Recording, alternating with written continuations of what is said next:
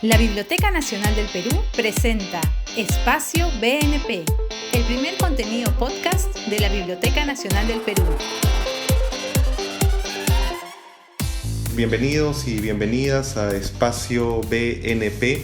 Les saluda Ezio Neira, soy jefe institucional de la Biblioteca Nacional del Perú y voy a estar moderando esta primera edición de este programa que desde la Biblioteca Nacional estamos produciendo especialmente para las plataformas de podcasts, ¿no? Este es un programa, Espacio BNP, que estará disponible para empezar en Spotify desde este día 15 de mayo, donde también bajo la entrada BN Podcast van a poder encontrar también otros contenidos, por ejemplo, las más de 30 ediciones de la iniciativa Voces que Unen, donde diferentes personajes leen fragmentos de sus libros favoritos, o también van a poder encontrar en BN Podcast los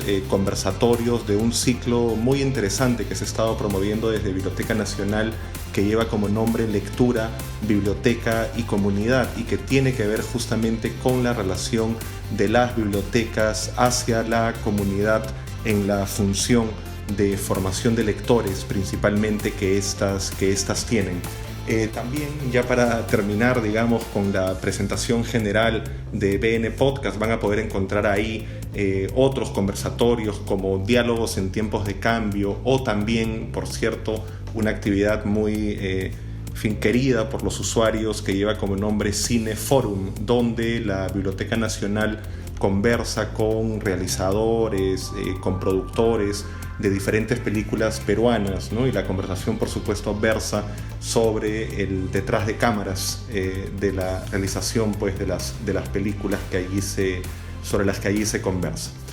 Espacio BNP, el programa que inauguramos hoy, es uno que más bien busca el intercambio de información de calidad, incluso uno podría decir, con ánimos de fomentar un debate informado, ¿no es cierto?, pero también buscando generar reflexiones alrededor de temas que son trascendentales y que están, por supuesto, relacionados con lo que uno podría llamar el amplio mundo de las bibliotecas, la lectura y del libro, ¿no?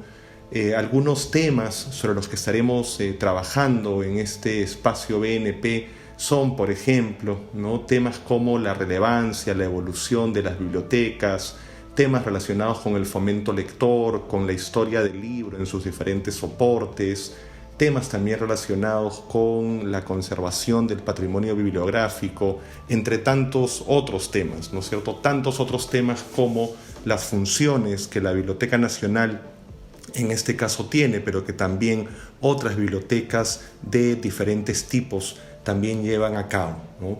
Por último, y ya para entrar de lleno a esta primera edición, comentarles que Espacio BNP estará disponible quincenalmente para empezar, y ustedes podrán acceder, repito, a través de la plataforma o del app de Spotify, ¿no?, tanto para iOS como para Android, ¿no? Y se estrena, por supuesto, hoy 15 de mayo, ¿no? Bueno, en esta primera edición, y antes de dar la bienvenida a los invitados, ¿no?, a los invitados que tenemos para este primer diálogo, quisiera contarles que hemos decidido que esta primera edición, este primer programa, lleve como título "¿Y si no hay bibliotecas, qué?", ¿no?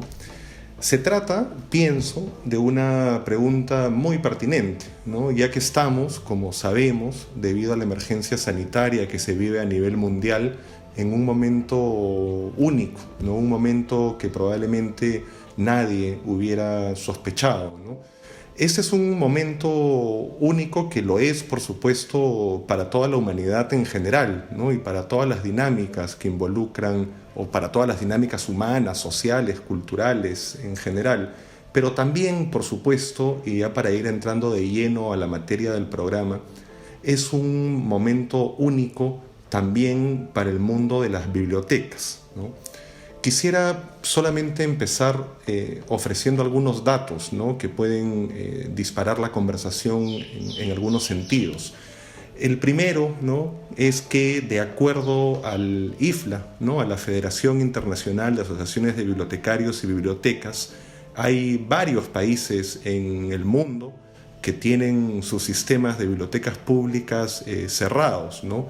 Por ejemplo, sin ir muy lejos, Bolivia, Brasil, Colombia, Costa Rica, Perú también incluido, ¿no? Y en general el mismo escenario se repite en más de 70 países a nivel mundial, ¿no? Un segundo dato que quisiera también poner sobre la mesa es que son aproximadamente 109 bibliotecas nacionales a nivel mundial que también han decidido suspender sus servicios, su atención a los usuarios, ¿no?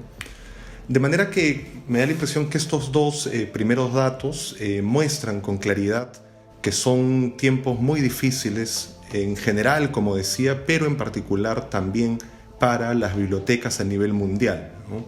Y es justamente para hablar de estos temas, pero también para conversar, por supuesto, de manera más propositiva sobre posibles rutas que pueden tomar las bibliotecas con ánimos de adaptar servicios, de llegar a sus usuarios, para seguir, por supuesto, promoviendo el derecho al acceso a la información de ciudadanos y ciudadanas, es que tenemos dos invitados muy interesantes desde mi punto de vista, con orígenes además, con experiencias, con actividades muy distintas entre sí, pero ambos, eso sí creo, tienen en común que dedican y han dedicado el trabajo, sus trabajos, a la gestión bibliotecaria, a la gestión cultural, ¿no es cierto?, entendida de manera más amplia, y por supuesto también a la formación de lectores. Quisiera en primer lugar darle la bienvenida a Karen Chávez. Ella es peruana, estudió Derecho y Comunicación Audiovisual, es voluntaria, mediadora de lectura, gestora cultural. Es una de las fundadoras de la Asociación Cultural Antonio Gálvez Ronceros, que promueve proyectos socioculturales como la Biblioteca Comunal con el mismo nombre, con el nombre del autor muy conocido y reconocido, Antonio Gálvez Ronceros, ¿no? La biblioteca está ubicada en una zona rural del distrito de Chincha Baja y cuenta con programas de extensión bibliotecaria que intervienen en distintas zonas de la provincia de Chincha y también en el distrito Tupac Amaru Inca de Pisco. Además, Karen ha sido coordinadora y facilitadora de proyectos muy lindos, ¿no? Por ejemplo, el del microcine Luz de Lomas y también del microcine Chinchay, de la red de microcines del grupo Chasqui, ¿no? Y, por si eso fuera poco, ha sido también parte del proyecto Ruway, Sueña, Cree y Hazlo, y también del proyecto Lectura Bajo el Cielo Azul en la ciudad de Huamanga, en Ayacucho. También, además de Karen, nos acompaña desde Chile Gonzalo Yarzún, quien es máster universitario en Dirección y Gestión de Industrias Culturales y Creativas, consultor independiente, profesor de la Escuela de Bibliotecología de varias universidades, entre ellas la Tecnológica Metropolitana, la Alberto Hurtado, ambas en Chile, y también de la Escuela de Información de la Universidad Estatal de San José en los Estados Unidos. Gonzalo es evaluador internacional de proyectos de bibliotecas, ha participado en la elaboración de la política nacional, así como del Plan Nacional de Lectura de Chile, y ha asesorado diversos programas de lectura, de bibliotecas, de acceso a la información, al libro, en Brasil, Argentina, Paraguay, Perú. En Chile, además, Gonzalo fue responsable del Sistema Nacional de Bibliotecas Públicas y presidente del Programa Iberoamericano de Bibliotecas Públicas, Ciberbibliotecas, ¿no? Así como director fundador de la Biblioteca de Santiago, ¿no? Que con el tiempo se ha convertido en la biblioteca pública más grande de Chile, ¿no? Y ahí en Chile, por supuesto, se conoce y se reconoce mucho el trabajo de Gonzalo. Bueno, muy bienvenidos tanto a Karen como a Gonzalo, Y quisiera, si me permiten, ¿no?, empezar el diálogo con una primera pregunta, ¿no?, que la planteo indistintamente y por supuesto quien quiera puede también comenzar a responderla, ¿no? En épocas como estas, ¿no?, en épocas de emergencia, yo les quisiera preguntar, para empezar, ¿cómo se justifica, cómo justificamos la necesidad de las bibliotecas, ¿no? Cuando volteamos la mirada y vemos alrededor, a nuestro alrededor, vemos por supuesto muchas demandas, ¿no?, y muchas urgencias en una gran cantidad de ámbitos distintos. Pero las bibliotecas, ¿qué?, ¿no? ¿Por qué consideran, sería la pregunta, que las bibliotecas y que los servicios que estas prestan son de importancia para sus respectivas comunidades, incluso en tiempos como los actuales? Quien quiera, por favor, puede comenzar a responder. Primero dar las gracias por el espacio, ¿no? Por permitir ese espacio de reflexión. Respecto a la pregunta, las bibliotecas han sido siempre un espacio que permite el derecho y el acceso a la información, ¿no? Y en zonas o en contextos, como la experiencia en la que desarrollo el trabajo en zonas rurales y vulnerables, estos espacios son siempre espacios de contención, ¿no?, que permiten muchas veces a estas zonas que están alejadas de la ciudad ser también un medio de comunicación, ¿no? O sea, las bibliotecas comunales son siempre un espacio de reunión que permite también revalorar la identidad cultural, la identidad local, y es también una necesidad primordial y principal, ¿no?, el acceso a la cultura también a través de las bibliotecas. Sí, yo quisiera agregar, aparte, primero saludar a Karen y a Ezio y agradecer la oportunidad de estar acá. Cuando uno mira a la biblioteca como un espacio de lectura, casi como si fuera un privilegio, uno tendería a pensar que en momentos de crisis como este, uno va a economizar y puede ahorrar en bibliotecas, así como uno ahorra en un montón de cosas en la casa. Eso fue lo que pasó para la crisis de subprime de Estados Unidos en el año 2008, y se cerraron muchas bibliotecas, algunas en forma temporal, otras en forma definitiva, muchas en Estados Unidos, más de 80 en Inglaterra, en Alemania, en fin, en muchos países en el mundo. Sin embargo, por la misma razón, en otros países como en América Latina y especialmente en África se abrieron bibliotecas para dar respuesta a la crisis. ¿Y qué significa esto? Que ante la crisis las bibliotecas son una oportunidad de desarrollo también económico, social, político, pero sobre todo un desarrollo humano. Yo creo que las bibliotecas pueden tomarlo como una gran oportunidad. La pandemia va a generar hambre, va a generar problemas económicos, va a generar necesidades y urgencias muy grandes. Y probablemente la lectura literaria no va a ser prioritaria. Pero la biblioteca no es solo la lectura de literatura, sino que también es una oportunidad de desarrollo social, de desarrollo político y sobre todo de desarrollo económico para muchas comunidades. Entonces, sobre todo en los lugares más empobrecidos, en los lugares donde hay menos recursos, la biblioteca va a ser un lugar de, como decía Karen, de contención, de acogida, un lugar para buscar trabajo, un lugar para poner sus productos en internet, un lugar donde poder recibir capacitación, un lugar donde reconvertirse, y eso, la biblioteca es el lugar privilegiado, el lugar ideal, dado que es un espacio democrático en que todos pueden acceder a ella.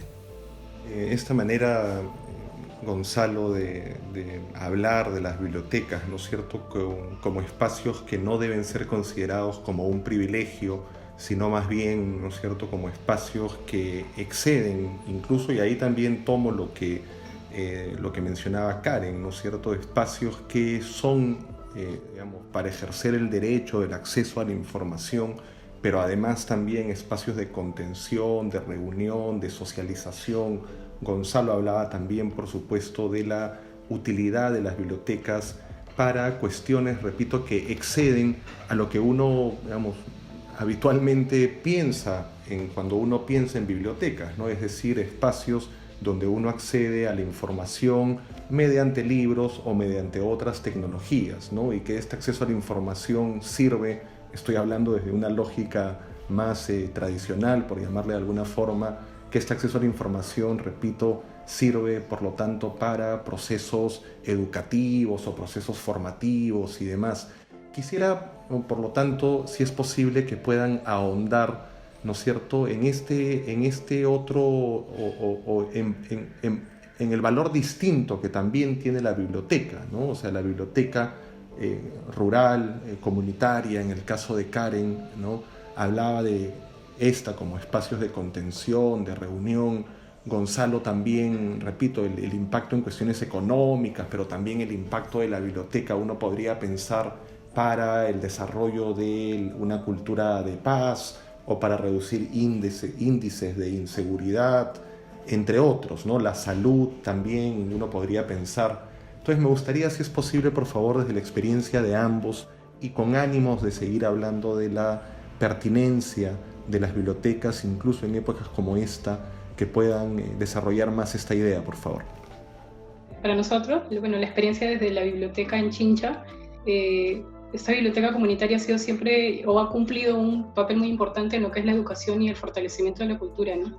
Cuando nosotros llegamos a la comunidad, encontramos una comunidad con un tejido social bien fragmentado, ¿no? Había poquísima participación comunitaria. Entonces, a raíz de la creación de este espacio, que además fue un espacio o una iniciativa que se trabajó en conjunto con la misma comunidad, pudimos recuperar el tejido social, ¿no?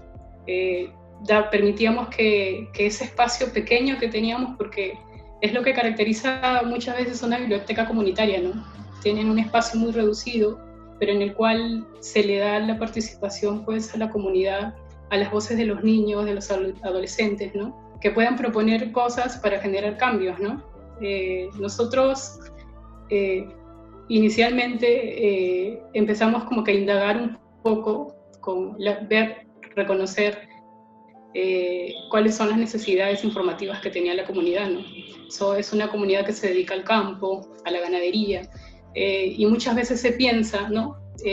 Digamos, podría decirse de algún modo invasivamente llevar un tipo de literatura y no sabemos si es lo que la comunidad necesita, ¿no? En este caso nosotros conversamos mucho con la comunidad para poder rescatar cuáles eran sus necesidades y poder brindar literatura que pueda permitir a ellos continuar con sus actividades diarias, ¿no? Y en cuanto a los niños, empezó un proceso de formación, de alfabetización, digamos.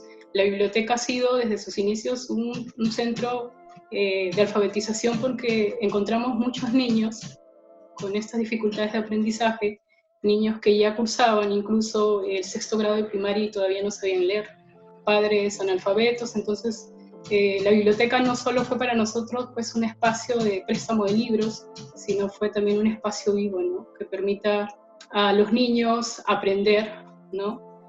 Sin importar la edad, y crear más adelante grupos de lectura y hacer de estos mismos niños que han venido con un proceso inicial con nosotros, que ellos sean los que luego fomenten o sean como unos mediadores comunitarios, como le llamamos, hacia otros niños que también están en la misma situación con la que los encontramos, ¿no? A ellos cuando recién empezamos a intervenir la comunidad. Y para nosotros ha sido eso, ¿no? Además, en comunidades de este contexto siempre encontrábamos distintos problemas, ¿no? Que para nosotros eran también oportunidades de trabajo, ¿no? Madres que trabajaban todo el día en el campo y dejaban a los niños solos en casa. Habíamos encontrado casos de violencia familiar. Entonces tratábamos de buscar aliados, otros actores sociales que intervengan en la comunidad y trabajar estos puntos de quiebre que había, ¿no? Porque interesaba mucho para nosotros que también fomentara el desarrollo integral del niño, ¿no? Entonces, la biblioteca es un espacio que dinamiza mucho con la comunidad, ¿no? Que permite que se vayan armando esos lazos que a veces se pierden, ¿no? Incluso es una comunidad que tiene varios quechohablantes, pero dejaban, digamos, esta cultura por un tema de querer adaptarse, ¿no? Entonces era recuperar eso y la biblioteca pues ha sido el espacio que nos ha permitido trabajar desde diversas áreas, ¿no? Sí, muy, muy interesante, Karen, la experiencia que nos comentas, porque además creo que nos permite, digamos, hacer hincapié en una idea fuerza con la que probablemente podamos estar de acuerdo los tres, ¿no? Cómo en el caso de tu experiencia, Karen, se nota la forma en que la biblioteca se ha ido modelando, ¿no? Teniendo siempre en cuenta los usos, las costumbres, los gustos, las necesidades de la propia comunidad lectora, ¿no? Y pensando además en la biblioteca, pienso, digamos, excediendo, por supuesto, solamente la función de brindar acceso a la información, sino, como comentabas, también pensando en este desarrollo social, cultural, humano, integral, ¿no? Me parece que es un punto de vista muy interesante. Gonzalo, por favor, si pudieras complementar en estas otras funciones, ¿no es cierto?, que podemos también asignar a las bibliotecas cuando uno piensa en ellas, funciones que exceden, repito, solamente al acceso a la información o a estrategias de fomento lector en otros casos. Nosotros en general en el espacio urbano, en las ciudades, en las grandes capitales de nuestros países, tenemos una buena oferta o una oferta cultural importante. Hay acceso a libros en las librerías, hay acceso a cine, hay acceso a múltiples servicios públicos de protección a los menores, de lugar donde acceder a reuniones de trabajo para encontrar trabajo o para encontrar otro tipo, en general cualquier tipo de oportunidades. Pero claro, eso en general son servicios de pago y por lo tanto no mucha gente puede acceder, y las bibliotecas prestan un servicio muy importante en ese sentido. Todas las personas que están bajo la línea de pobreza tienen preferente uso de las bibliotecas y sobre todo de las bibliotecas públicas porque les da un libre acceso a este tipo de servicios, de bienes culturales, de servicios sociales, etc. Pero tomando y retomando lo que decía Karen, cuando la biblioteca se aparta de los espacios urbanos y sale a sectores más aislados, a sectores rurales, a sectores en la selva o en fin, en la costa, sucede que ahí no hay nada más. No hay nada más. El único centro cultural, el único espacio social, la única plaza de acogida pública y libre para todos es la biblioteca. Entonces, poniendo la pregunta que nos hace este programa, ¿y si no hay bibliotecas qué? Bueno, ahí si no hay biblioteca, entonces no hay nada. Y por eso es la importancia de pensar en esta infraestructura, en este servicio, porque la biblioteca, sobre todo en algunos lugares, juega un rol determinante. Es el alma y el corazón de una comunidad. Entonces, ese sería quizás lo que podría hablar respecto de eso, del nivel de importancia que puede tener este servicio para una comunidad. Muchas gracias, Gonzalo. Te agradezco también por tu aporte. Quisiera pasar a un segundo tema, una segunda pregunta, siempre, por supuesto, relacionada con lo que venimos hablando, ¿no?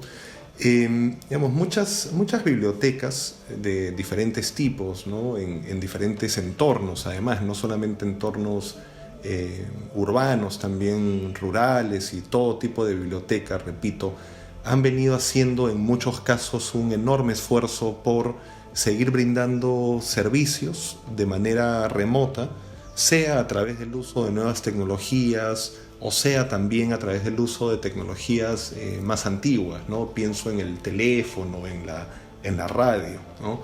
Entonces, una siguiente pregunta que les plantearía es: ¿cómo consideran que en una coyuntura como esta se alteran las prioridades de las bibliotecas, ¿no? ¿Deben las bibliotecas apostar, piensan ustedes, principalmente por servicios y programación cultural en el entorno virtual o remoto, ¿no? ¿O deben, por el contrario, priorizar también la mejora, por ejemplo, de la infraestructura, ¿no?, para servicios presenciales, para cuando estos servicios sean posibles. Por supuesto, esta pregunta hay que plantearla también en su debido contexto, ¿no? Y para esto quiero hacer mención solamente de algunas cifras, ¿no?, que muestran justamente algo a lo que seguramente ustedes también iban a hacer alusión, ¿no?, a lo que podemos llamar la brecha digital, ¿no? Entonces quería compartir solamente algunas cifras, ¿no? En el último trimestre del 2019, más o menos el 40% de los hogares del país accedió a Internet, ¿no? Cifra que relativamente, en comparación con el año anterior, es mayor, pero por supuesto todavía es insuficiente, ¿no? Y fíjense en este otro dato, ¿no? En América Latina, solo el 67% de habitantes accede a Internet, ¿no? A nivel mundial, 54% de personas, ¿no? Entonces, digamos, haciendo esta salvedad, vuelvo de todos modos a plantear las preguntas, ¿no? ¿Cómo alteramos o cómo se alteran las prioridades de las bibliotecas en esta coyuntura? ¿Debemos apostar todo por lo virtual y lo remoto, o debemos ir en carriles paralelos que incluya también lo presencial? Si te parece, Karen, empezamos por ti, por favor. Bueno, como mencionabas, no hay una brecha digital, y sobre todo en este tipo de comunidades vulnerables es lo que hace falta, no hay poca conectividad, y cuando se piensa en qué propuestas para atender esta crisis sanitaria, pensamos en qué hacemos más allá de los medios, ¿no? Si yo tengo una comunidad en la cual, bueno, pocos tienen el acceso a Internet, pocos tienen de pronto teléfonos celulares, ¿no?, dispositivos móviles. Entonces, pensar en infraestructura, que lo que mencionabas también, implica también recursos, ¿no? Recursos que en ese momento pues están ausentes, porque si hay algún fondo de apoyo, ese fondo con esta crisis pues se ha visto bastante afectado. Y más si los procesos se trabajan con la comunidad también tiene otras prioridades que atender, ¿no?, como la alimentaria. Entonces, nosotros tratamos de mirar de qué forma continuamos los procesos con la comunidad. Quizás una alternativa en la que nosotros hemos venido trabajando ha sido el seguimiento a través de dispositivos móviles solo a las familias que cuentan con este servicio, ¿no? Pero a las que no, pensamos en propuestas tomando todos los protocolos de seguridad, y hemos tenido que acercarnos a la comunidad. Y para esto ha tenido que haber un trabajo bastante articulado con otros actores sociales, ¿no?, como municipios, Centro de Emergencia Mujer, porque también buscábamos de una forma, aún preocupándonos sobre el desarrollo integral de cada familia, ¿no?, cómo se encuentran ahora ellos en esta crisis, ¿no? Y luego la educación a distancia, ¿no? Es bastante triste la realidad de muchas comunidades, en las cuales pues, los padres, algunos incluso conversando yo con ellos, han tomado la decisión de que sus hijos dejen el año escolar. Uno, porque no tienen este acceso, ¿no?, a la conectividad, no tienen internet. Otros porque, como se dedican ellos al trabajo de campo y no ven la educación en línea como una alternativa para que sus hijos aprendan, entonces mejor llevo a mi hijo al campo y el siguiente año retorna a las clases. Entonces, ¿cómo accionamos nosotros, ¿no?, ante esa problemática, que es una problemática bastante seria? Y lo que hemos hecho ha sido, por ejemplo, en nuestro caso, transcribir estas sesiones de Aprendo en Casa y redactar fichas pedagógicas para darles alcance a los chicos, ¿no? Y hemos sí tenido que ir de puerta en puerta y hacerle entrega de estos materiales, ¿no? O sea, los municipios asisten, digamos, minoritariamente en lo que es alimentos, ¿no? Y no sé, quizás no se toma en cuenta de que también una prioridad es el acceso a la educación, ¿no? Y desde nuestro espacio hemos apuntado básicamente a eso, a no perder la comunicación con la comunidad y facilitarles esos recursos que ellos no tienen, ¿no?, en estos tiempos sobre todo. Uh-huh. Y también generando, por supuesto, se nota, Karen, digamos, una gran capacidad de adaptación, ¿no? Porque claro, todos esos servicios que están tratando de brindar, mencionabas, a través de líneas de celular, ¿no?, o la transcripción de Aprendo en Casa para las fichas.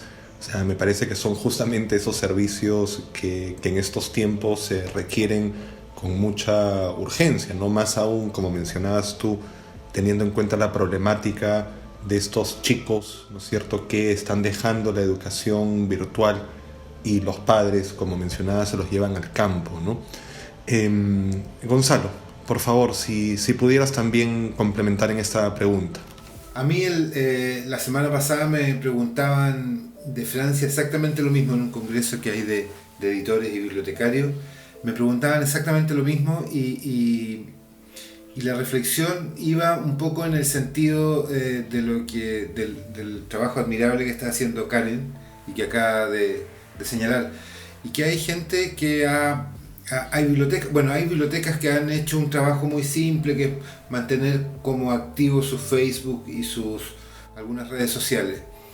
Otras, en cambio, han tomado posiciones más agresivas, como la historia que acabamos de escuchar, o la historia esta de las bibliotecas de Godoy Cruz en Argentina, que encuarentenan libros, entonces la gente pide, los saca, se encuarentenan de nuevo en la casa, después vuelven a la biblioteca, otra vez otra cuarentena, y así con una cadena de cuarentenas para evitar el riesgo, pero seguir dando el servicio. O el ejemplo que ponía yo también en esa respuesta era el caso de la misma Biblioteca Nacional del Perú, que ha desplegado toda una alternativa digital muy profunda para mantener vivo a una comunidad en el ámbito de lo digital, pero también en el ámbito de la participación de los actores que están ahí. Es muy interesante. Hay una parte que me genera cierta esperanza, digamos, en el sentido de que esto ha obligado a muchas bibliotecas, sobre todo a las buenas bibliotecas, a generar servicios y mantener una comunidad atendida pese a no poder reunirse con ella. ¿Qué significa esto? Que las bibliotecas van a generar un músculo que no tenía, que tenía muy poco desarrollado, que es llegar a un público que no puede llegar. En este caso, todas están en esas condiciones, a todas las personas no se puede llegar. Pero sucede en estados de normalidad, en estados corrientes, que hay mucha parte de nuestra comunidad que tampoco puede llegar a la biblioteca.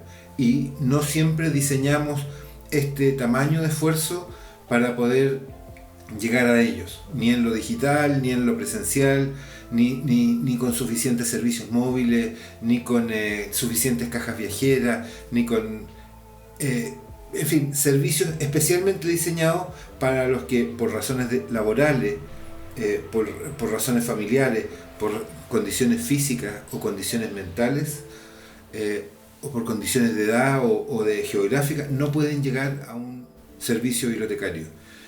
Creo que esto nos debiese enseñar a que tenemos que estar más atentos a generar un rango más amplio, lo que la IFLA ha dado a llamar la biblioteca sin muros. Hoy día todas nuestras bibliotecas se tienen que reconvertir a bibliotecas sin muros, porque, como decía Karen, no puede parar un servicio de educación, no puede parar un servicio de cultura, no puede parar un servicio de contención social, de protección de la mujer o de la violencia intrafamiliar, o en fin, toda la gama de servicios que habitualmente presta una biblioteca pública en el entorno inmediato de su comunidad. Y hoy día las mejores bibliotecas están haciendo eso, se están haciendo cargo de seguir dando el servicio pese a las enormes dificultades que hay actualmente. Sí, comparto contigo, Gonzalo, digamos, ese optimismo, ¿no? El optimismo que mencionabas en términos de que quizá esta coyuntura permita ganar este músculo, ¿no? Como lo decías tú. Creo, de hecho, y en las palabras de Karen, creo que también podemos inferir lo mismo, ¿no? Que esta crisis lo que ha permitido también en términos de las brechas de acceso a la información, de alfabetización, de acceso al libro, a las bibliotecas, es también poner los reflectores, ¿no es cierto?, justamente sobre estas sobre esta situación o sobre estas situaciones, ¿no? Por un lado, como bien has dicho, Gonzalo, en términos de la cercanía que hay, o mejor dicho, de cómo la biblioteca tiene que, digamos, estar haciendo o tomando acciones, diseñando acciones que justamente permitan llegar a estas poblaciones que en un estado de normalidad, por llamarle de alguna manera, también probablemente muchas bibliotecas estaban dejando de lado, ¿no es cierto? Porque eran públicos, usuarios a los que probablemente tampoco se estaban atendiendo, pero como esta crisis, repito, permite poner los reflectores sobre algunos usuarios que estamos, ¿no?, en consecuencia en una situación como esta y con mucha creatividad tratando de atender, ¿no?, de satisfacer esa demanda por acceder a la información, ¿no? Entonces, quería, ahora sí, si me permiten, hacer plantear una última pregunta, ¿no?, que por supuesto sigue estando relacionada con el tema de conversación y que espero también nos lleve ya a poder ir cerrando algunas ideas, concluyendo algunas de las cuestiones que hemos ido hablando, ¿no? Entonces, esta pregunta tiene que ver, digamos, más allá, por supuesto, de las brechas que ya hemos mencionado o de las diferentes funciones que las bibliotecas pueden también continuar, ¿no? Hablando ahora específicamente del rol de formación de lectores de las bibliotecas, ¿no?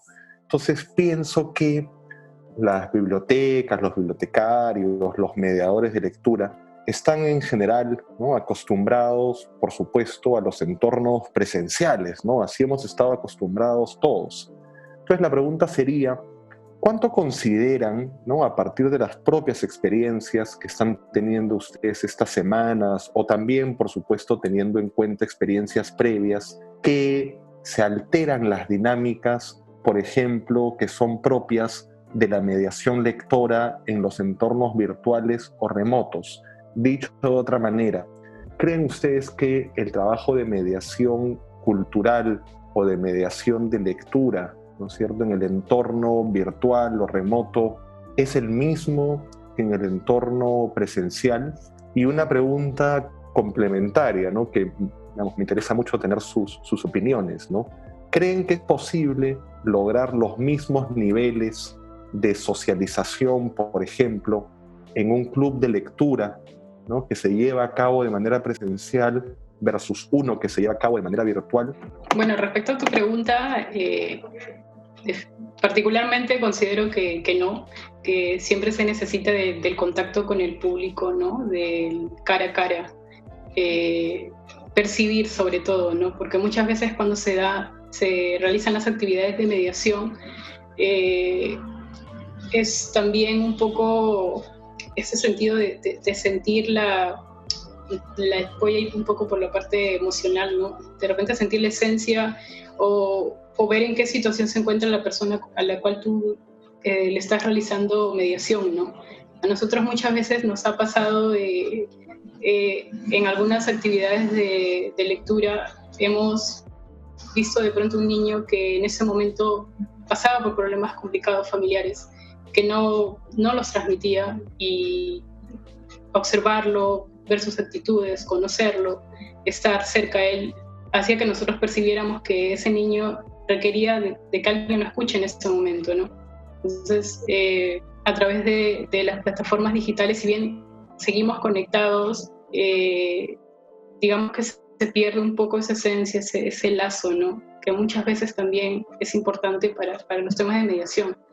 En cuanto a los clubes de lectura, es que pienso mucho que es dependiendo del público, ¿no?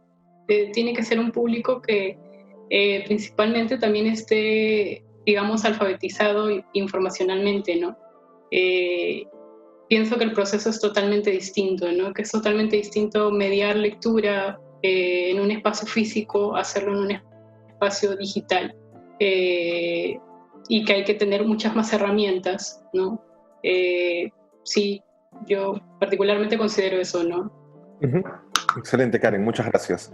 ¿Tu opinión, Gonzalo, por favor? Sí, yo creo que el entorno digital es es un entorno distinto, tiendo a pensar, y yo soy también de la idea de la cercanía, de las emociones, del mirarse, del tocarse, del poder percibir un pequeño cambio en el gesto y entender que está pasando otra cosa, como el caso que describía Karen.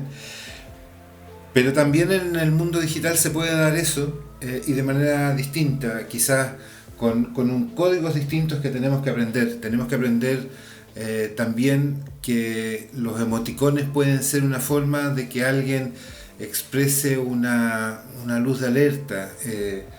Yo creo que, claro, para quienes no somos nativos digitales, siempre va a ser una barrera. Vamos a poder aprender, pero no necesariamente vamos a tener la sensibilidad para hablar y para comunicarnos fluidamente en ese nuevo lenguaje. En cambio, muchos chicos, el